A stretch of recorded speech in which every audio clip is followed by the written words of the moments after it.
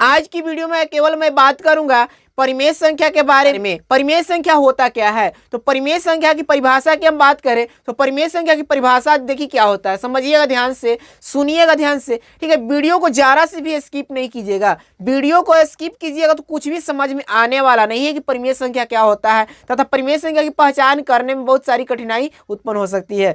तो क्या करना है, आपको वीडियो को अच्छे ढंग से समझना है और जो जो चीज मैं बोल रहा हूं उसको क्या करना है, आपको कॉपी पे नोट करते चलना है। जैसे कि परिमेय संख्या की परिभाषा क्या होता है उसके बारे में मैं बतला रहा हूं कि परिमेय संख्या की परिभाषा क्या होता है। तो जिसे P बटा Q के रूप में लिखा जा सके, जिसको P बटा Q के रूप में लिखा जा सके, जहां P और Q कोई पूर्णांक होता है, ठीक है, जहां P और Q क्या होता है, कोई पूर्णांक होता है और Q is equal to not zero, यानी कहने का मतलब Q जो होना चाहिए वो जीरो के बराबर नहीं होना चाहिए, उसको हम क्या कहेंगे, परिमेय संख्या कहते हैं। समझिएगा ध्यान से, बहुत ही आसान है, कुछ नहीं इसमें करना। यहाँ पे परिभाषा के लिए जिसे P बटा Q के रूप में लिखा जा सके। आप भिन्न पढ़े होंगे, भिन्न क्या होता है, तो भिन्न आप पढ़े होंगे तो भिन्न में क्या दिया जाता है, ऊपर में दिया जाता है अंश और नीचे दिया जाता है हर, ठीक है। भिन्न का मतलब क्या होता है, अंश बटा हर। तो परिमेय संख्या क्या होगा, परिमेय संख्या इसी को तो हम बोलते हैं अंश बटा हर को, यानी कि इसका P हो गया जो अंश हो गया और हर क्या हो गया, Q हो गया। तो यहाँ पे P बटा Q का मतलब क्या कि जिसको हम भिन्न के रूप में लिख सके, ठीक है। परिमेय संख्या का मतलब क्या होगा, जिसको हम भिन्न के रूप में लिख सके उसको हम क्या कहेंगे, परिमेय संख्या कहेंगे। अब भिन्न के रूप में लिखेंगे किसको और नहीं लिखेंगे किसको, इसको समझना बहुत ही डिफिकल्ट है, ठीक है। परिमेय संख्या किसको मतलब कहते हैं तो समझ जाए कि परिमेय संख्या क्या होता है, जिसे भिन्न के रूप में लिखा जा सके परिमेय संख्या कहते हैं। लेकिन भिन्न के रूप में किस संख्या को लिखेंगे और किस संख्या को नहीं लिखेंगे इसके बारे में समझना बहुत ही जरूरी है। तो चलिए मैं उसी के बारे में आज इस वीडियो में बतला रहा हूं कि P बटा Q के रूप में किसको लिखा जाता है और किसको नहीं लिखा जाता है। जैसे कि एग्जाम्पल के दौर में हम बात करें या परिमेय संख्या की, तो परिमेय संख्या का मतलब क्या होता है कि जिसको हम भिन्न के रूप में लिख सकते हैं, जिसको भिन्न के रूप में लिख सकते हैं उसको हम क्या कहते हैं, परिमेय संख्या कहते हैं। जैसे कहने का मतलब यहाँ पे क्या है, 2/5 लिखा गया है, या भिन्न के रूप में हुआ कि नहीं हुआ, तो 2/5 क्या हुआ, भिन्न के रूप में हुआ, इसको हम क्या कहेंगे, परिमेय संख्या कहेंगे। लेकिन यहाँ पे समझिएगा ध्यान से, जैसे कि आपको दिया गया रहेगा -3, अब इसको समझना है कि परिमेय संख्या है कि नहीं है। तो क्या इसमें थोड़ी सी कठिनाई होगी कि नहीं होगी, -3 यहाँ पे दिया गया, तो -3 क्या परिमेय संख्या है, तो यह परिमेय संख्या अवश्य ही, -3 क्या है, अवश्य ही परिमेय संख्या। अब इसको हम क्या कर सकते हैं, तो इसको भिन्न के रूप में लिख सकते हैं। वो कैसे लिखते हैं उसका तरीका समझिए। जैसे कहने का मतलब क्या है कि यदि किसी संख्या का हर, यानी कि हर जो है Q कोई भी नहीं दिया गया रहेगा, कुछ भी नहीं दिया गया रहेगा, यदि किसी संख्या का हर जो है कुछ भी नहीं दिया गया रहेगा तो उसका हर सदैव कितना होता है, 1 होता है। ध्यान समझिएगा, यदि किसी संख्या का हर कुछ भी नहीं दिया गया है तो उसका हर क्या होता है, सदैव 1 होता है। जैसे यहाँ पे -3 लिखा गया है, तो -3 के नीचे कुछ भी नहीं है, यानी कि इसका हर कुछ भी नहीं दिया गया है, तो इसको हर हम क्या कर सकते हैं, 1 ले सकते हैं। तो 1 डायरेक्टली हम हर ले लेंगे। 1 हर लेने का मतलब क्या है, कहने का मतलब यहाँ पे है कि -3 को 1 से भाग दीजिएगा, -3 को 1 से भाग दीजिएगा। जैसे यहाँ समझिएगा, -3 को हम क्या करेंगे, 1 से डिवाइड करेंगे, तो यहाँ पे -3 लाने के लिए -3 से 1 में गुना करना पड़ेगा, यानी कि 1 से डिवाइड करने के बाद क्या हो जाएगा, -3 ही प्राप्त होता है। इसलिए इसको हम क्या कहते हैं, तो इसको हम भिन्न के रूप में लिख सकते हैं। इसीलिए मैंने बोला कि यदि किसी संख्या का कोई भी हर नहीं दिया गया है उसका हर क्या रहता है, हमेशा 1 रहता है। तो यहाँ पे इस तरह से क्या हो गया, -3 में यदि 1 से भाग दीजिएगा तो -3 ही आएगा, इसलिए इसका हर कितना होगा, 1 होगा। तो यहाँ पे हर 1 ले लिए, यानी कहने का मतलब कि -3 को हम क्या किए, तो -3 क्या किए, -3/1 के रूप में लिखे। -3 को क्या किए, -3/1, जिसमें -3 क्या हो गया, P हो गया और 1 क्या हो गया, Q हो गया। तो यहाँ पे P बटा Q के रूप में कह रहा है कि जिसको हम P बटा Q के रूप में लिखे उसको ही को तो परिमेय संख्या कहते हैं। तो यहाँ पे P बटा Q के रूप में हुआ कि नहीं हुआ, तो यहाँ पे P बटा Q के रूप में हो गया, यानी कि यह परिमेय संख्या हो गया। अभी और बहुत सारे मैं चीज बतलाने वाला हूं, इस पर ध्यान समझिएगा। जैसे कहीं कहीं आपको दिया गया रहेगा, यहाँ पे दिया गया √4, अब इससे पूछेगा कि परिमेय संख्या है कि नहीं है, तो √4 परिमेय संख्या है। वो कैसे है इसको समझिएगा ध्यान से। जैसे कहने का मतलब √4 का मतलब क्या हुआ, तो √4 यानी कर्नी 4 का मतलब क्या हुआ, तो कर्नी 4 का मतलब कि 4 का वर्गमूल निकालना है। तो 4 का वर्गमूल कितना होता है, तो 4 का वर्गमूल क्या होता है, 2 होता है, और 2 यहाँ पे आया। तो अभी मैंने क्या बताया कि किसी संख्या का हर यदि कोई भी संख्या न दिया गया है तो उसका हर क्या होता है, सदैव 1 होता है। यानी कि यहाँ पे क्या कर सकते हैं, हम 1 कर सकते हैं, 2/1 p बटा q के रूप में आया कि नहीं है, भिन्न के रूप में आया कि नहीं है, तो यह भिन्न के रूप में आ गया, इसलिए क्या हो जाएगा, परिमेय संख्या होगा। इसलिए हम इसको क्या कहेंगे, √4 को क्या कहेंगे, परिमेय संख्या कहेंगे।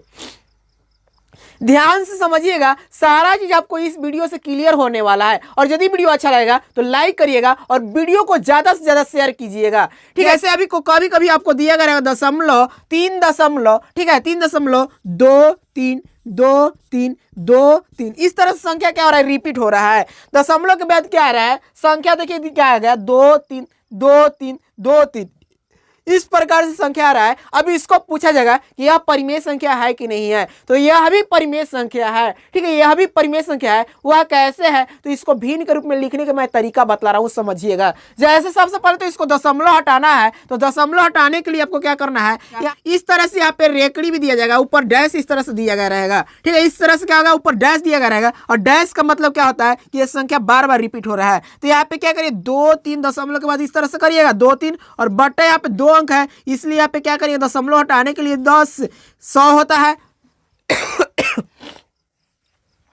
दशमलव हटाने के लिए यहाँ पे क्या कर सकते, 100 करते हैं। लेकिन ऊपर पे क्या दिया गया है, ऊपर पे यहाँ संख्या रिपीट हो रहा है, इसलिए मैंने यहाँ पे डैश दे दिया। और डैश का मतलब क्या होता है, जितना संख्या रिपीट हो रहा है उतना नीचे 9 दिया जाता है, ठीक है, उतने 9 से क्या किया जाता है, भाग दिया जाता है। जिसके यहाँ पे एक संख्या और 2 संख्या रिपीट हो रहा है, तो यहाँ पे डबल 9 से हम क्या करेंगे, इसको भाग देंगे। और भाग देने का मतलब क्या आ गया कि 323/99 में 100 से गुना करेगा, तो 99 पर कितना, डबल 0 हो जाएगा, यानी कि इस तरह से आया। और यह भिन्न के रूप में हुआ कि नहीं, तो इसको भिन्न के रूप में हम लिख लिए। समझिए ध्यान से, बहुत ही आसान होने वाला है। अब मैं और आपको बतला रहा हूं कि क्या क्या परिमेय संख्या होता है और क्या क्या परिमेय संख्या नहीं होता है।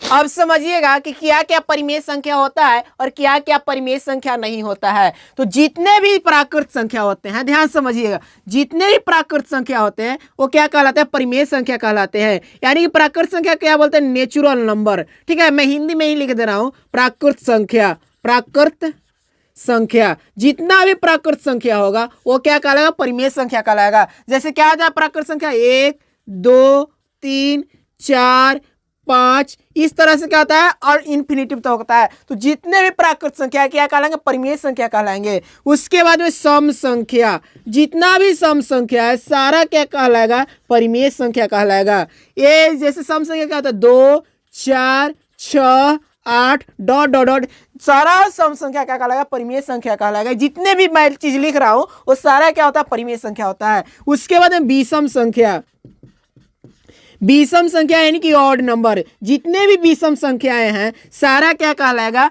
तो वो परिमेय संख्या कहलाएगा। जैसे यहाँ पे ध्यान समझिए क्या होता है, विषम संख्या 3 5 7 9 डॉट डॉट डॉट, ये सारे क्या कहलाएंगे, परिमेय संख्या कहलाएंगे। नेचुरल नंबर बतलाए परिमेय संख्या के बारे में, इवन नंबर परिमेय संख्या होगा, ऑड नंबर परिमेय संख्या होगा। उसके बाद में भाज्य संख्या, भाज्य संख्या, जितना भी भाज्य संख्या है सारा क्या कहलाएगा, परिमेय संख्या कहलाएगा, ठीक है। जैसे कि भाज्य संख्या क्या हो जाएगा, 4 6, ठीक है, 8 10 9, ये सारे क्या होंगे, भाज्य संख्या होंगे। अभाज्य संख्या, अभाज्य, जितने भी अभाज्य संख्या है सारा कहलाएंगे परिमेय संख्या। जैसे अभाज्य संख्या क्या होता है, 3 5 7, ठीक है, 11, ये सारे क्या कहलाएंगे, परिमेय संख्या कहलाएंगे। उसके बाद में पूर्णांक संख्या, पूर्णांक संख्या, जितना भी पूर्णांक संख्या है सारा क्या कहलाएगा, परिमेय संख्या कहलाएगा। जितने भी पूर्णांक संख्या है सभी क्या कहलाएंगे, परिमेय संख्या कहलाएंगे।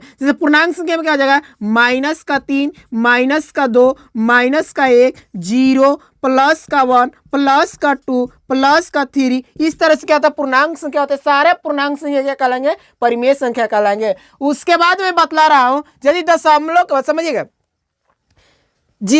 यदि संख्या देखिए दशमलव के बाद, यदि दशमलव के बाद संख्या रिपीट होने लगे तो वह परिमेय संख्या कहलाएगा। दशमलव के बाद संख्या यदि रिपीट हो रहा है, दशमलव के बाद संख्या यदि बार बार आ रहा है, बार बार, दशमलव के बाद संख्या यदि रिपीट हो रहा हो रिपीट हो रहा हो उसको हम क्या कहेंगे, परिमेय संख्या कहेंगे। जैसे दशमलव के बाद संख्या रिपीट होने का मतलब क्या, 2 आ गया, दशमलव हो गया, दशमलव के बाद क्या होगा, 2 4 2 4 2 4, इस तरह से संख्या क्या होता है, रिपीट होने लगता है कभी कभी, तो वह संख्या क्या कहलाएगी, परिमेय संख्या कहलाएगी। उसके बाद जिसका वर्गमूल हम पूरा पूरा निकाल लेते हैं ना, जिसका वर्गमूल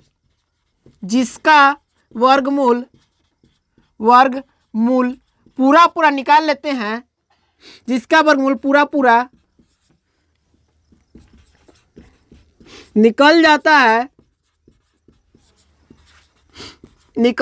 हो, ठीक है, जिसका वर्गमूल पूरा पूरा निकल जाता हो वह परिमेय संख्या कहलाएगा। जैसे कि √4 √9, ठीक है, √16, इस तरह से क्या कहलाएंगे, परिमेय संख्या कहलाएंगे। तो ये सारे क्या होते हैं, परिमेय संख्या होते हैं। प्राकृत संख्या परिमेय संख्या हुआ, सम संख्या परिमेय संख्या, विषम संख्या परिमेय संख्या, भाज्य संख्या परिमेय संख्या, अभाज्य संख्या को परिमेय संख्या कहेंगे, पूर्णांक संख्या को परिमेय संख्या कहेंगे। दशमलव के बाद यदि संख्या रिपीट हो रहा है उसको परिमेय संख्या बोलेंगे। जिसका वर्गमूल पूरा पूरा निकल जाता है वो परिमेय संख्या कहलाएगा। ये सारे क्या कहलाएंगे, परिमेय संख्या कहलाएंगे। ध्यान से समझिएगा, सारे क्या कहलाएंगे, परिमेय संख्या कहलाएंगे। तो इस प्रकार से परिमेय संख्या के बारे में मैंने पूरा क्लियर बतला दिया कि जितने भी चीज हैं सारे परिमेय संख्या हैं। इसके बाद इसके नेक्स्ट वाले वीडियो में मैं बतलाऊंगा अपरिमेय संख्या के बारे में। यदि वीडियो अच्छा लगा है तो लाइक करें, शेयर करें और इसी प्रकार का वीडियो देखने के लिए मेरे चैनल को सब्सक्राइब करना न भूलें। Thanks for watching.